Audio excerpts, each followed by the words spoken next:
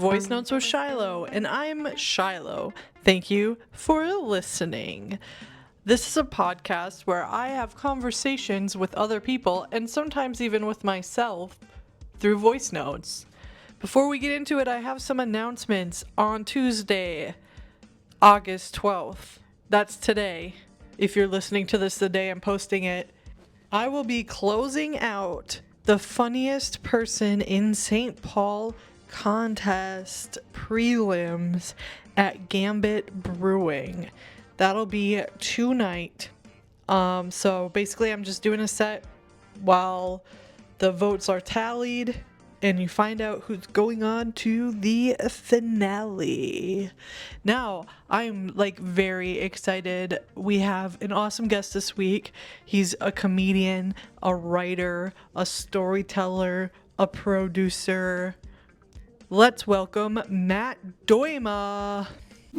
Hey, good morning, Matt Dooyema. Thank you for doing voice notes with Shyloh this week. I'm really excited to exchange voice notes with you. Hey, here's a good start to the week. I came in for an oil change and my brakes are making noise and they're like, hey, it's a recall situation as well. You're gonna be sitting here for 2.5, 3 hours. And I'm like, cool, good thing I brought my work computer and I'm working remotely today. But I thought I wasn't prepared for this. And also, you ever bring your car in and you just have that gut feeling where you're like, this feels like money. This feels like it is going to be expensive. That's the feeling I'm having right now. But anyway, thank you for doing this with me. And yeah, I want to know, what are you thinking about? What's going on for you? What are you working on? How's life going? Oh my God. Also, I schedule things before work.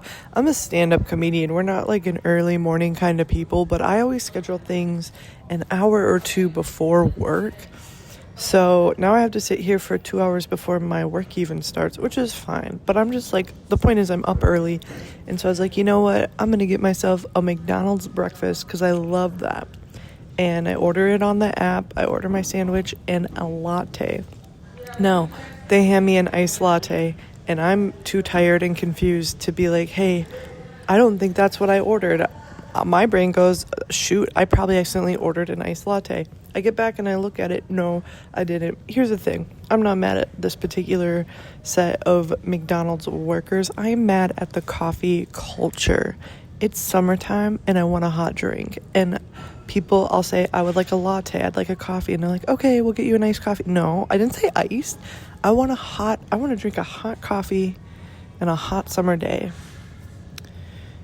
Anyway, I've got 2.5 to 3 hours to think about that. So, also, funny enough, I just sent that one to the wrong number. So someone with a similar number to you just got that voice note. And I'm sitting here listening to Gangnam Style. So usually I don't kick off the podcast with 3 quick notes right away. But it's been that kind of morning. And I feel like of all of my friends, you're someone who just understand how entertaining this is for me. Anyway, I hope whoever got that voice note, who isn't you, I hope they enjoyed it. And I hope it really made their morning great. Good morning to you, Shyloh. It's a pleasure to be on your podcast. That was a hell of a thing to wake up to, having to do not in a bad way, just that's not how I thought this was going to start. And I don't think that's how you thought this was going to start either. So that's highly entertaining. As for the being in the shop early morning and having it be something more than you think it's going to cost. Yeah, that's I think anybody who's ever struggled with money's fear is immediately you feel like, okay, so I'm just going in for the oil change, and then they find something else and you're like, I knew it. I fucking knew it. I knew it. I said to myself it wasn't going to happen, but it happened and it's there, so I get that. That's why I think every town I've ever lived in, I've had a guy. I don't know if, and it's tougher when you live in a bigger market like the Twin Cities, because the Twin Cities is so huge. There's so many different shops. You don't know who's good, who's bad. But when you're in smaller cities, you can usually find a guy. I've always had a guy or a shop that I take my stuff to that I trust, that they're not going to sit there and be like, oh, by the way, your blinker fluid's low. You're going to need to spend another $2,000 or some shit. So I'm with you on that. As for your hot coffee take, yeah. There's actually studies that state that during warm weather, it's actually better to drink a hot beverage than it is to drink a cold beverage because hot beverages will actually cause you to sweat, therefore will actually cool you down more efficiently than a cold latte. So you actually may be onto something of the whole summer is time to be drinking a hot beverage. It's actually been a practice in a lot of Arabian countries where it's very hot. They drink hot coffee, they drink hot tea, and it kind of goes in a lot of other areas as well because it was in a way to naturally cool people down. That's also why they eat spicy food in some of those countries, is because it actually makes you sweat and it actually is a form of cooling your body down. It's a weird gastronomical science, but it's something I find fascinating. I also hope whoever got your voice note by mistake had a good laugh at that. That's highly entertaining. And one last memo. I know I'm gonna take your three and I'm gonna challenge you and do a fourth. How about that? You'd ask um, what was on my mind, and last night I went to a concert and it was, honest to goodness, one of the best times I've had in a very long time. Um, I feel like sometimes as performers ourselves, we kind of get stuck in this whole grind culture. We need to be we need to be creating, we need to be making, we need to be performing. And sometimes we forget the things that cause us joy actually will spark our own creativity. I went to Rainbow Kitten Surprise in Waite Park, Minnesota, which is a sentence I never thought I would say, but here we are. And it was amazing. They were great tonally. They sounded just like they are on their albums. Amazing. The vibe was immaculate. Positivity. It was like 70 degrees, perfectly comfortable out, no bugs. Just a wonderful time, honestly. And I between that and I recently also went to a Minnesota United soccer game not that long ago with a friend, and these things I'm reflecting now this morning, going like God, I really wish I'd go and do more of these fun things instead of like I'm gonna go to an open mic. Like this is sometimes we need to just get away and do something fun. Here's a head scratcher for you. And this is one that's been on my mind for a while now, and it's kind of dumb, but it's also something that I find very entertaining. So, Mogwais, right? From the Gremlins movies. If you're not familiar, there's a couple rules. You cannot get them wet, and you cannot feed them after midnight. That's very imperative that you cannot feed Gizmo or other Mogwais after midnight. So, I have a question. What if you own a Mogwai and you live on a time zone line? So, like, you could be in another time zone within minutes. So, let's say you live in like Western North Dakota, right? And you have a Mogwai and it hits midnight, but then you drive it over to Montana where it is technically after 11, but not quite midnight. Could you therefore feed the gremlin, or sorry, feed the Mogwai and have it still be within the rules of not feeding it before midnight? Okay, Matt Dooyema, first of all, I've never been so happy to hear your voice because when I saw five voice notes had come through when I got up this morning, I was like, oh my God, what if I did send all of them to the wrong number, but only that one to the right number? But it was you, so that was a relief. As far as the Mogwai question goes, I think if the time zone line is like an hour off, just feed it by 11 and you don't have to worry about it. And I guess another thing to consider is, does it get hangry? If it does get hangry, it might be worth crossing the time zone line to try to get it one last little snack before bedtime. But if it doesn't get hangry, just wait until the morning. Now, if you lived on the day line, that would be a mind fuck, right? Like, do you feed it today or do you feed it yesterday or tomorrow, depending on which side you're going on? Yeah. One time my little sister went to Japan and then she booked a hotel in Hawaii for the way home, but she booked the wrong days because she didn't realize that when you're like booking your flights and stuff that they adjust for the time where you're arriving. So she was doing the math to try to figure out that it would be like yesterday when she got to Hawaii. And so she ended up like messing up her hotel book. It was really funny for me. I wasn't there. I'm glad you're having fun and doing something in your life other than open mics, for fuck's sake. I get you though. It is like the grind is, and there's so much emphasis around the grind, but really the best times I've had is when I'm well rested, I'm eating healthy, I went to the gym, I do some things that are fun. Hey, that concert that you went to, is that new place at the Ledge? Called the Ledge, that amphitheater. People have just been telling me about that. My cousins go there, and I'd love to see a show there sometime. But I'm glad you had a really good time. And the thing about the car, it with the mechanic and stuff, it's not like they definitely weren't doing the whole like you need to change your blinker fluid thing. What they were actually doing, what I had actually done was my brakes were making noise, and I was like, I actually don't feel like going in until I need an oil change. So I drove probably most of the last like 3,000 miles on brakes that were making noise, and I was like, well, they're not always making noise. They're only sometimes making noise. The thing is, I knew what I needed to do. I just neglected to do it. So it's on me. But they did a good job, I think. I don't know. I've had my car for a day. We'll see. We'll see what new problems arise. Yeah, it was the Ledge Amphitheater in Wave Park, Minnesota. It's actually a really cool venue. Fits like about like 6,000 people, which is about what you need for a place like that. It's kind of interesting though because the acts they get there are varied, to say the least. Um, I was thinking about this the other day when I was kind of looking at their bills. Like coming up this week, they have Casey and the Sunshine Band, Slightly Stupid. They're not touring together; these are different nights. That's a show. Slightly Stupid with Casey and the Sunshine Band. No, so it's Casey and the Sunshine Band with the Village People of all time, of all people. So that ought to be an interesting mix of gay people and MAGA. Um, no, but for real, like it's that. It's Earth, Wind, and Fire.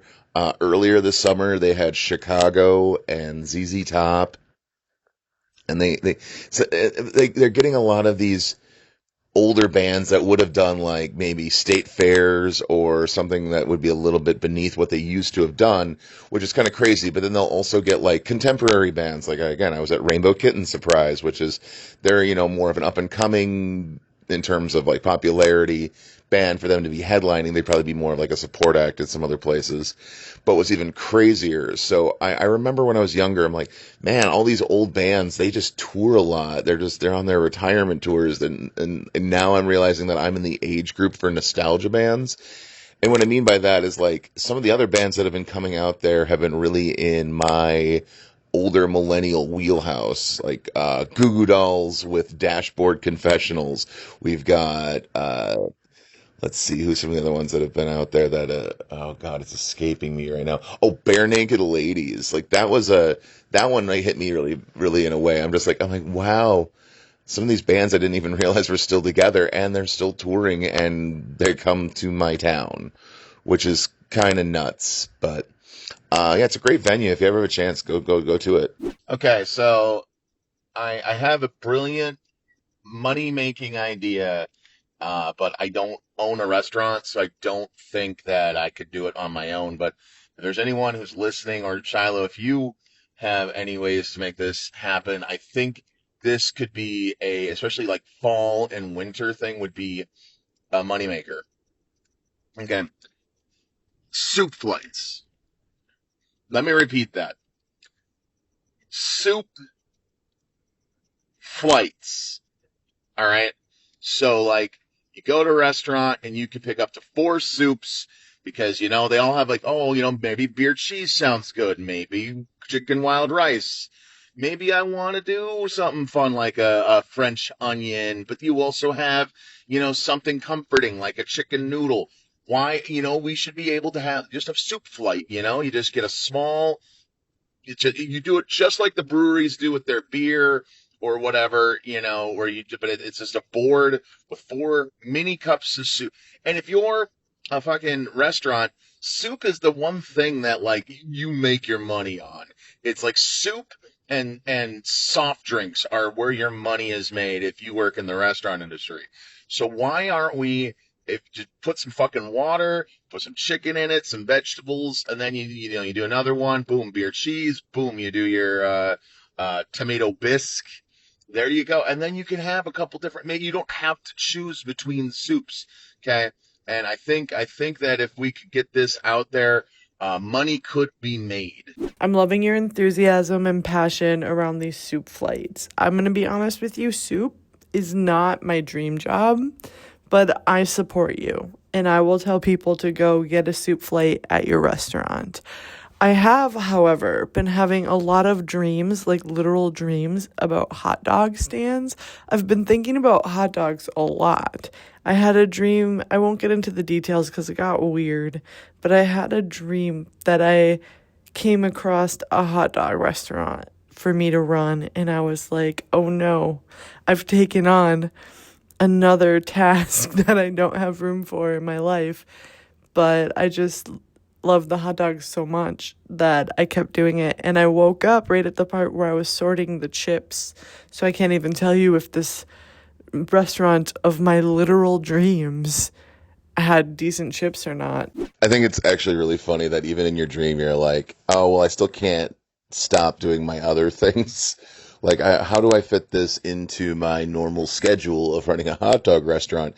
If I do that, plus, I got my other job, plus I'm a comic. That's so funny that even in your dreams, you're like, well, yeah, but I mean, like, think of the time commitment. Plus, what when I actually have time to do this is very funny. Um, yeah, I also the the phrase I had a dream about a hot dog restaurant, but I don't want to tell you everything about it because it might get a little weird. Is actually very the comic in me is just like there's so many ways that can go. So that's so funny. Yeah, I don't know. I actually am in a weird hot dog renaissance a little bit. For a good chunk of my life, I think I really hated hot dogs. My mom, when I was a kid, used to buy those like really cheap fun dogs. I don't know if you remember those, but like that, or like it was like a treat in my house to even just get Oscar Mayer hot dogs, which is crazy now. But like I kind of discovered like old fashioned, like the old Snap hot dogs, and those are actually, what I can kind of get down with that sort of sausage. I'm way more about that, but yeah, like I guess cheap, like, I don't know, mystery meat hot dogs really kind of turn me off on the old cylindrical meat, but I'm coming around to it a little bit, so there we are. I just went to Trader Joe's after work and I got tiramisu and a bouquet of flowers. And the cashier was like, hey, what's the occasion? I was like, I guess it's Wednesday. Like, do I need a special occasion to enjoy my life? I think you should have just made up a holiday, just something that they would not have understood, but just, like, just really make them feel shamed for not knowing it, and then just walk out with a gradual bit of satisfaction knowing that that nosy person is going to feel really weird about it, and then go home and Google it and not find it, and then feel very odd. As I get older, one thing I try to find that brings me a lot of joy is the idea of being just incredibly petty about shit that doesn't matter. I kind of love it. Not to like ruin someone's day, because that's not nice, but to just give them a little extra reason to question themselves a little bit, especially if they're being assholes. I do think I accomplished what you're describing just by my natural reaction. I'm not like the quickest on my feet when it comes to like making things up or thinking things, but my natural, like, why would you even ask me this? And probably my facial expression, I couldn't see it, but I did feel it. And it was, completely involuntary reaction. I wasn't trying to make him feel dumb, but, yeah, I think it was the same as of like, how could you not know that? How could you not know? This is a single serving treat here. It's actually technically not a single serving, but when I eat it, it will be a single serving that I will also be sharing with my partner. But it'll be a combination of just me and one other person. New hot take for you. Just something that I've been thinking about a lot lately, but it's a weird one. Can we normalize the idea of a friend crush? And I know that sounds weird, but let me explain. The idea is you see someone from afar. Maybe you look at someone, you're like, that person's so fucking cool, or you might have a tangential knowledge of them, or even someone you watch on like social media, or someone who is possibly a celebrity, but that one gets to like fandom, which is a little weird. And I guess with social media, that's kind of the thing too. But like, I'm just the idea, like, I want to hang out with that person because they seem like they would be a legit hang. They'd be very fun to kick it with, but have it not be like, I guess like, I guess an asexual crush, is that a thing? No, because I guess asexuals can still have, some desire to a point. It's a spectrum, but I'm talking like a pure platonic friend crush on a person. I think that's something that we don't, as a society, we just kind of like, oh, if you like somebody, oh, you like them, or oh, you want more from them. And it should just be like, no, I want to friend that person so fucking hard. Do you know what I mean? Like, oh, I want to fucking go to the library with that person, or sit in a park and have a coffee. Ooh, yeah, that's some real salacious shit. But I feel like that's something that it's been on my mind a little bit lately. I was thinking about that.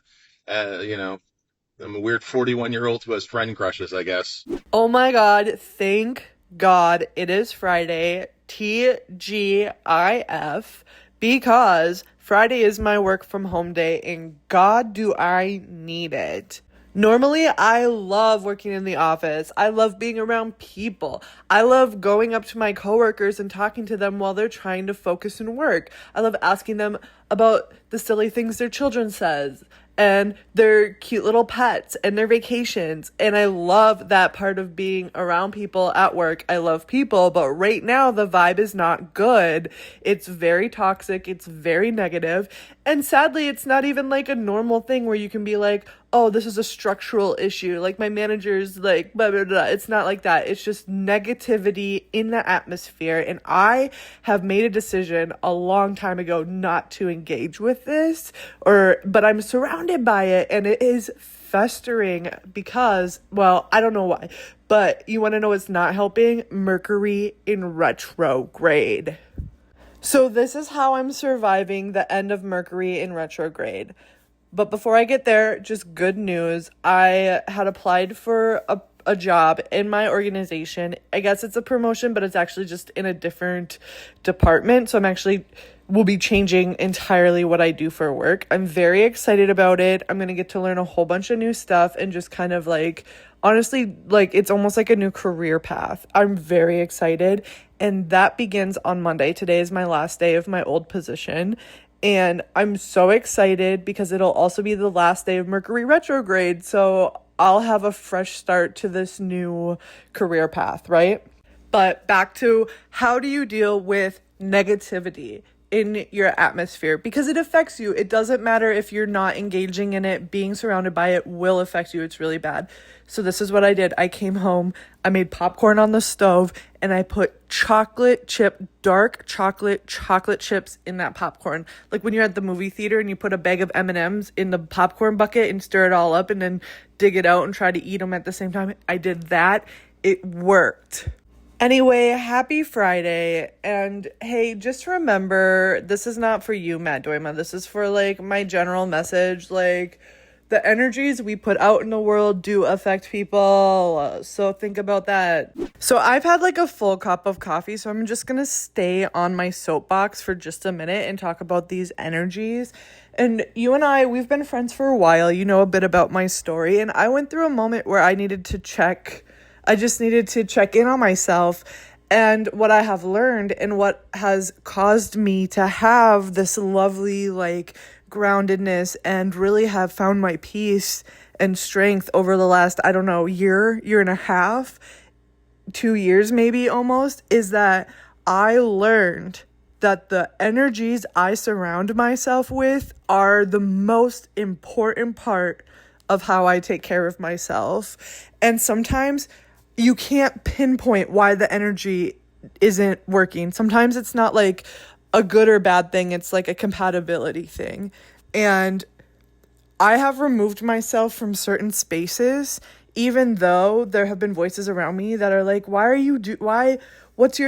don't you like it here? Or like, what happened? It's like, no, it's just, I have to trust the energy. I just have to trust my gut that this is not a good place for me. I just have to trust that my body and my spirit will tell me where I need to be, and I've done that, and it's landed me in all the right places. So I am continuing to trust that as I navigate whatever the hell is going on at work. And I'm just hoping to God it's just been a rough Mercury retrograde, because it has for sure gotten worse over Mercury retrograde. So I'm just gonna hope for the best with that and do my best to put out good energies and find wherever my compatibilities are. And that is my little like crystal bitch astro girl tidbit for the day. Damn, Shiloh's coming in with the crunchy granola girl shit. I'm just kidding, of course. Whatever works for you. I'm really not judgmental about that shit. It's not necessarily something that I subscribe to, but I do understand that the energies you put out in the universe definitely is what kind of comes back to you, full stop. Whether you're going to call that karma, or you want to call it, the astrology guide, or just want to say like, hey, if you're a negative ass, you're going to fucking kind of attract other negative asses, I guess. So that's cool. Jealous that you get to work from home. That's wonderful. I tried working from home, and then the cops came and said, "Sir, you need a liquor license." So that was weird. You can't really be a stay at home bartender and waiter. I've tried. Trust me. Again, this cop immediately done. You're like, no, sir, you can't do that. That's it's against the law. And then I gave the cops some drinks, and then they were cool. No. I completely understand, and maybe Mercury being in retrograde is kind of something. Because I've been actually kind of as a side going through a depressive episode myself, and I guess this is my turn to soapbox. And if anyone is listening, guys, you got to be vulnerable.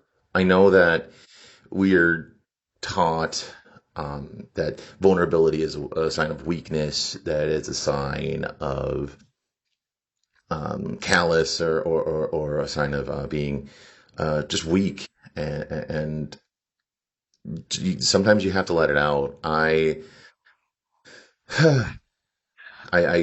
struggle with depression as a man. I'm medicated, and as Shyloh knows, I'm 20 months sober now, and everything, but still, like, it still can manifest. So yeah, guys, just go be vulnerable, man. And if people shame you for them, well, then fuck those dudes. Oh, and if there's anyone listening who happens to be someone who fucks dudes, don't fuck dudes who aren't vulnerable. I think that's a very important thing. Like, if you are a person who sleeps with men, don't sleep with like sheltered guys who keep it inside. It's not healthy. It's not good, and you're enabling them. So, guys, see, go be vulnerable. Show your underbelly. Let people see who you are. Yeah. That's honestly like awesome that you're talking about vulnerability. It's awesome that you're talking about depression and mental health, and in general, those things just help people. They help you to talk about it. They just help people. I'm also doing this work. I get it. I'm so proud of myself, because yesterday at work, I just said, I'm very pissed off right now. And it was the most effective thing I could have done in that moment. And I think it's so weird, because it's like, oh no, am I popping off? And it's like, no, I said it in a very calm way, which is how you know I was very pissed. Because the more pissed I get, the more calm I get. But I was able to like calmly tell people that I'm very pissed off, put my hand to my chest, take a deep breath, and then trying to redirect to what we were actually supposed to be talking about, and then taking a minute to then deal with the thing, or I guess confront the thing that had been said that caused that reaction later on, in a way that was just honest and expressive. And that's all new for me because, I think it's so easy just to be like, fuck that guy, fuck, blah, blah, blah, blah, get so mad, I hate that person, God, blah, blah, blah, blah, when you could really just have a conversation and get to the bottom of it and just express how it made you feel. So yay, look at us both growing. And then obviously that was a lot of energy, so I had to go home and recharge on popcorn and chocolate. And then today, same thing, kind of sticking with me and just having a hard time with the energies at work lately. They've been affecting me. So what do? I go on my Instagram for just a second to respond to a message and then end up scrolling hot dog videos. And that was everything I needed today. The social media hot dog algorithm is spot on. Summer 2025 hot dog videos. And while we're talking about algorithm, I just have to, I'm just saying this, I'm putting it out there so someone knows for my own safety. I have gotten on a TikTok algorithm that is deeply in the misinformation realm of things, and it's the kind of thing where it looks like, oh, this is a fun video, and then wait, what happened? But it's not even oh, I stumbled upon something that I maybe politically don't agree with. This is I can't tell you if it's right or left. I can't tell you what the point of it is. All I can tell you is it is the stuff that's what makes people question reality or whatever. And all I can think about is, how did this happen? What did I do? What action did I do on my internet activity that made the internet think I want to see this? Because I don't do things on the internet that would make you think. The things I do on the internet, you would very much think I wouldn't want to see these things. And that is kind of weird to me. But the other part that's kind of weird to me, and now I don't know, am I the conspiracy person? But the other part that's kind of weird to me is that the more that I have actively created social media boundaries in my life, the more that I only download social media apps when I actively need to use them. They don't just sit on my phone. Once I'm done, they're deleted. The more that I do that, the more that I take a full Monday off of social media. Not really Monday, maybe another day, post what I have to post and then delete it, put my phone away, turn it off, whatever. The more I do that, the weirder the shit gets. I don't know what I did. And there's also some, obviously I ended up on the hot dog one, love, joy. I ended up on this one that's that Creed song. Every video was that Creed song where it's I'm 6 feet from the edge and I'm thinking, and it's the weirdest stuff to that song. And I was like, what sin? What karmic sin have I committed in life that my algorithm, the place that I'd go to scroll when I just need to rest my mind for a second, is Creed? I had no idea there was such a thing as hot dog talk, but here we are. I guess it is the internet, and therefore if there's anything, there's always going to be a community there for it. So that's actually pretty accurate now that I think about it. Yeah, that's awesome. Oh, and back to your whole salty and sweet thing, totally get it. Popcorn, chocolate, together, give it to me. Even better, I love the twister corn. I think, sometimes they call it Chicago style popcorn.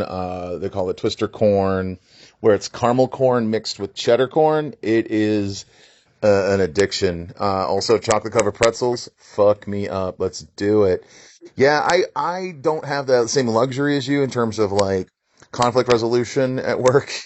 Because my job is essentially, I have to, be a people pleaser.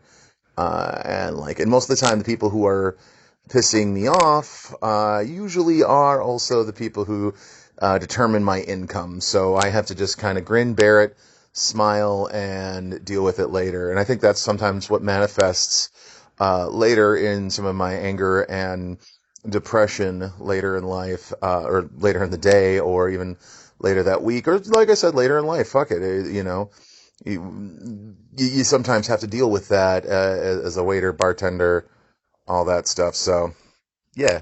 Oh my God, and the disco chicken algorithm. Is anyone else on that? Oh my God, just maybe Google it, the disco chicken. Anyway, done. answered my messages, deleting the Instagram because of the disco chicken. I mean, it could be worse. You could be getting Nickelback songs or Puddle of Mud. I mean, it is kind of funny how butt rock is coming back into vogue. I think it's done ironically now, of course, but that is funny. And yes, I called it butt rock because it's butt. It's just I don't know. I think you and I are both individuals of a certain age, so we remember when those were popular the first time, and the fact that it's coming back around is even funnier.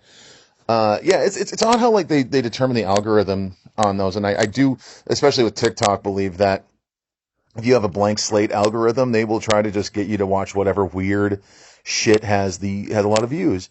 And they've tried that with me. I immediately I know how that's how they curate their algorithm is to try to like get you to like, oh, maybe you'll like this. Maybe you'll like that. So I don't know. I'm with you on that. I wish I had the wherewithal and the strength to be able to delete my social media apps just to reinstall them the next day. I don't, unfortunately. Yes, it is an addiction. But as a producer and a comedian myself too, it's like I'm always on it because I got to figure out how I'm going to promote my next show. I'm going to promote the next thing I'm on, not just the stuff that I'm on, but also the stuff that I produce, my own podcast, all that, my open mic. It's just constant. So, kudos for you to be able to do that because unfortunately I cannot. Yeah, so that's going to be in my Google search history for a while. Disco chicken, yeah. It just kept trying to show me stuff from a restaurant in Rockford, Illinois that has the name Disco Chicken. And the rest of it was weird AI music where the lyrics were replaced by chicken noises and or the beats were produced by chicken noises. And now I'm going to have to watch something else to get that out of my head. So thank you. My bad. I think you needed to Google disco ball chicken or chicken disco ball. I don't know because I didn't look for it. It just found me. It was a gift. But next time I'm scrolling, I will send it to you. I think you'll love it. Okay, so lucky you. I just sent you a couple of those reels with the disco chicken. You're very lucky. I had to check my messages today. This is what okay, so I just want to preface like this is how this happens before I get to what actually happened. So I log in to check my messages. That's called work. I'm interacting with the community. I'm interacting with other people in comedy, in art, and answering messages. Next thing you know, I'm on chicken TikTok, Instagram Reels, whatever. And before you know it, I'm asking how much is it gonna cost for me to buy this enormously large yard-sized disco chicken. And it's a lot. So I sent a message to the person I really wanted to know. I'll be moving in with my partner soon, and I'm like, that would be a really great yay, you get me to live with you gift, right? A giant chicken for her yard. And then I was scrolling through the comments and someone else asked, how much does something like this cost? And she said, my hourly rate is $140. This took me about 200 hours. Math that out, that is $28,000. Now, I don't have $28,000 to spend on a disco chicken right now, but maybe in the future I will. And if I did, I wouldn't regret a penny of it. Sorry I didn't get back to you right away. I had a couple shows last night, so very busy. Um, yeah, so I did get your Instagrams, and that is a disco chicken. I don't know how you could describe it any other way. It was a little different than what I had found when I just Googled disco chicken. But yeah, the statue thing it's crazy. And they wanted almost 30 grand for one of those. That seems a bit excessive. Like, although, if you ever do purchase a disco chicken, I will know that you've won the lottery. So that's cool. That's good to know. Yeah, I got to do two very different shows last night. I was over in Sisyphus last night. doing a show that was it was a benefit show for an animal rescue. Stacked lineup, and it was kind of a little intimidating because I was definitely the lowest comic on the totem pole there. So that was interesting, but still, I was very flattered and blessed to be there. So that was very cool. And then the other show I did was over at Spring Street Club Underground, and I hosted Carly McMenamin's Dirty Show, which you and I both are very fond of, I know, which is crazy. It was all right. It was different. Not as many people there for multiple reasons. A little late. Now I'm home back in St. Cloud and exhausted. That's one thing that like I think some people don't appreciate about what I do sometimes is I drive like 3 hours sometimes just from the cities just to do little spots, not even big spots, you know. I'll drive, it's about an hour, 15, hour and a half to a venue, and then I have to drive back. Um, I do it because I love it and I love comedy, but some days it's a little tough, and waking up this morning is a little rough. You could probably hear it in my voice a little bit. I got some coffee. I'm hanging out with my pets, but like sometimes it's this is what I meant when I was talking to you earlier this week about like taking time for yourself because this can be. Hope you're well. Oh man, yeah, I hear you on the commute. That stretch can be quite a lot, especially like late at night. Last time I drove it, it was a terrible, terrible storm. It was when I was up there doing your show. And speaking of that night, I had opened for Jason, who has previously been on the podcast, and I saw his Fringe show this weekend. It was incredible, as we all knew it would be. I'm glad your shows went really well. That sounded amazing. Now I'm just out here Sunday morning doing my thing. I have some pretty awesome songs stuck in my head for a Sunday morning. It's like a jukebox. We're just like, it's like just dance music happening in there. So I'm having trouble with that. Gonna grab some coffee, check my emails. It's been a really, really good week talking to you. How about you send me one more voice note and just let people know, what do you have coming up? This will probably post on Tuesday-ish. So yeah, what do you got coming up? What kind of shows? What kind of things? Where can people find you? What's your social medias? Where can people send you videos of disco chickens? Yeah, you can find me on Facebook and Instagram. I am Matt Dooyema on Blue Sky, and on TikTok, I am at that Matt Dooyema. You can find me a few different places. I have a podcast myself called Awful Service. It's been going for over 6 years. Shyloh's been on an episode. We've had some of the best comedians come out and talk about dumb jobs that they've had to do and some of the stories there within. It's very funny. It's on all the different podcast platforms. Every Wednesday night in the basement of the Red Carpet Nightclub in St. Cloud, Minnesota, I host the Keller Comedy Open Mic, one of Minnesota's longest running non-comedy club open mics. Doors open at 8. The show starts around 9ish, so if you're in central Minnesota, come out and check that out. Also in central Minnesota, I do produce the Beaver Island Comedy Series. Shows are on Saturday nights at Beaver Island Brewing Company. As Shyloh's mentioned in this episode, she'd been on there a few times. We have some great performers from around the state and around the Midwest there. So please, again, Beaver Island Comedy Series, come check us out there. As for me as a performer, as this drops on the Wednesday, August 13th, I'm going to be at the Lit Pinball Bar for MJ Matheson's comedy show there. Sunday, I'm going to be at Hook and Ladder in Minneapolis for the Bong Show. And then August 22nd, I'm in Duluth for a Douglas County Humane Society benefit show. Just check out my social medias. I have a ton of shows coming up. I'd love to see you all out there. Shyloh, this has been a lot of fun. Let's find some disco chickens, do a soup flight, and then tell people we're going to friend the fuck out of them. Have a good one. Oh my gosh, Matt Dooyema, thank you so much for doing this podcast. Boy, did we go on an adventure from car issues to iced coffee to soup flights to disco chickens to hot dog dreams to all this stuff. It was been a ride, but thank you very much for being on that ride with me, and thank you to everybody who is listening, and don't forget to tell your friends, and don't forget to rate it, because that helps and stuff. And yeah, make sure Matt does a lot, as you heard in the last note there. He does a lot of stuff, so make sure to follow him and check out his shows. I can attest that the Beaver Island comedy series show in St. Cloud is one of my favorite shows to do. So if you're in that region, check out that show. So with that, don't forget to tune in next week to find out what I got up to this week. And make sure to send someone in your life a voice note. I bet they'll like it.